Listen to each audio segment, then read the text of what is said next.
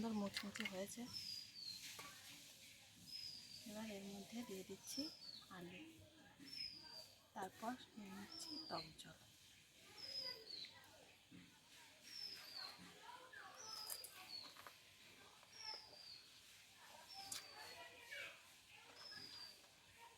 দারুণ হয়েছে খেতে।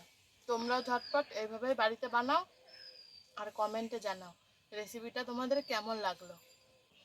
নমস্কার বন্ধুরা, আরপি ভিলেজ স্টোরির পক্ষ থেকে সকলকে জানাই অনেক স্বাগত। আজকে চলে এসেছি প্রতিদিনকার মতো আরও একটি দুর্দান্ত রেসিপি নিয়ে। আজকে তোমাদেরকে বানিয়ে দেখাবো ফুচকা। আর এই ফুচকাটা কিন্তু একদম সহজ পদ্ধতিতে তোমরা ঘরোয়াভাবে বাড়িতেই তৈরি করতে পারবে। তো তার জন্য দেখো আমি 1 কাপ সুজি নিয়েছি। এই সুজিটা দিয়ে কিন্তু আজকে ফুচকাটা তৈরি করব। আর এই সুজির মধ্যে দিয়ে দেব এই 2 চামচ মতো ময়দা। এবারে কিন্তু এই সুজি আর ময়দাটাকে খুব ভালোভাবে মেখে নিতে হবে। আর এটা মাখার সময় কিন্তু নুন ব্যবহার করিনি আমি, তোমরাও নুনটা দেবে না, তাহলে ফুচকাগুলো একদম মচমচে হবে। আর এটা একটু পাতলা পাতলা করে মেখে আধা ঘন্টা মতো রেস্ট রেখে দেব।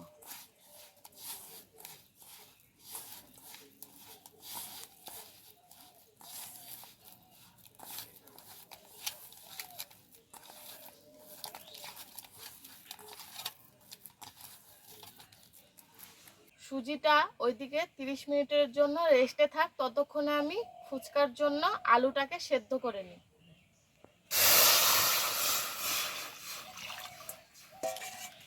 আমি ফুচকার আলুগুলো দেখো এরকম ছোট ছোট করে কেটে নিয়েছিলাম, তাহলে সেদ্ধ করতে খুব তাড়াতাড়ি সেদ্ধ হয়ে যাবে। মধ্যে দিয়ে দিচ্ছি অল্প একটু নুন।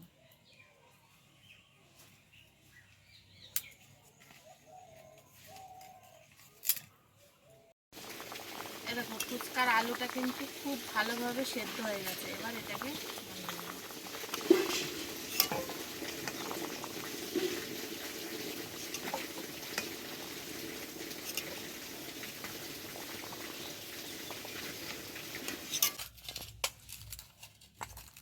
তেলটা ওইদিকে গরম হতে হতে আমি ততক্ষণে এই সুজিটাকে আবার খুব ভালোভাবে আরেকবার মেখে নিচ্ছি।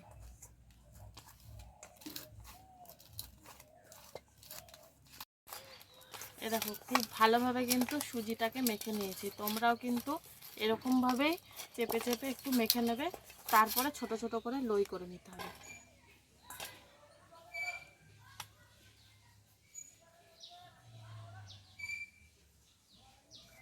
এরকম ছোট ছোট করে লই করে নিচ্ছি।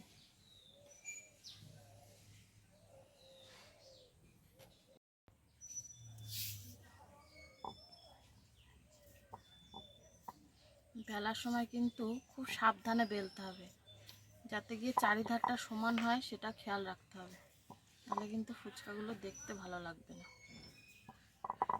এরকম করে সব ফুচকাগুলো বেলে নেব।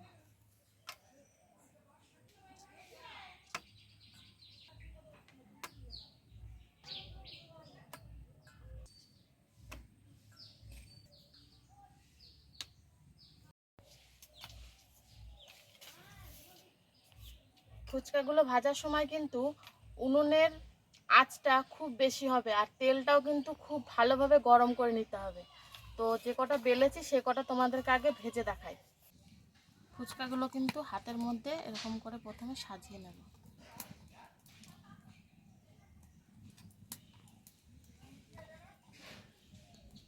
যাতে সব কটা তেলের ওপরে পড়ে সেটা কিন্তু খেয়াল রাখতে হবে। তারপরে এভাবে নিয়ে দিয়ে দেব।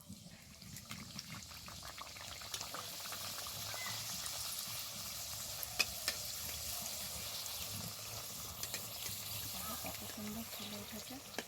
একটা ফুচকা একটু কম ফুলেছে, অসুবিধা নেই, বাকিগুলো কিন্তু খুব সুন্দর ফুলেছে।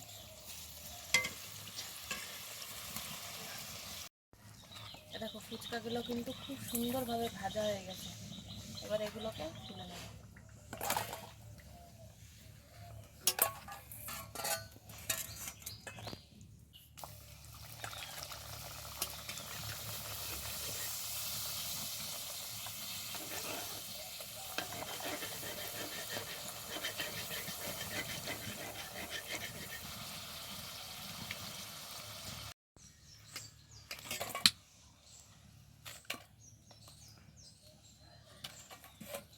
কত সুন্দরভাবে ফুলেছে আর একদম মুচমুচে হয়েছে, কোনোভাবে দেখে মনেই হচ্ছে না এটা ঘরে তৈরি।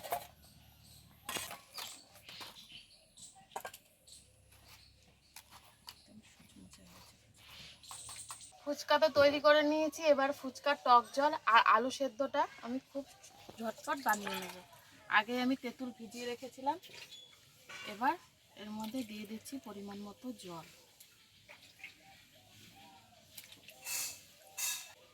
দিচ্ছি পরিমাণ মতো নুন,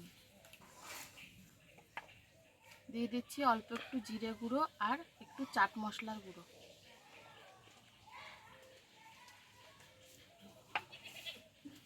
দিচ্ছি অল্প পরিমাণে ধনে পাতা।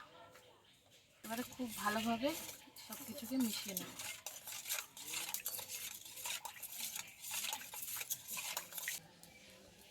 এবারে আলু সেদ্ধটা মাখছি।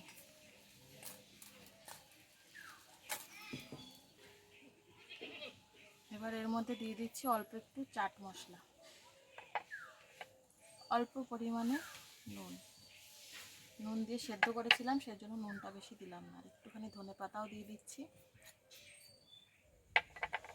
দিচ্ছি পেঁয়াজ কুচি আর লঙ্কা কুচি। এবারে কিন্তু খুব ভালোভাবে এটাকে মেখে নিলেই সব কিছু রেডি হয়ে যাবে।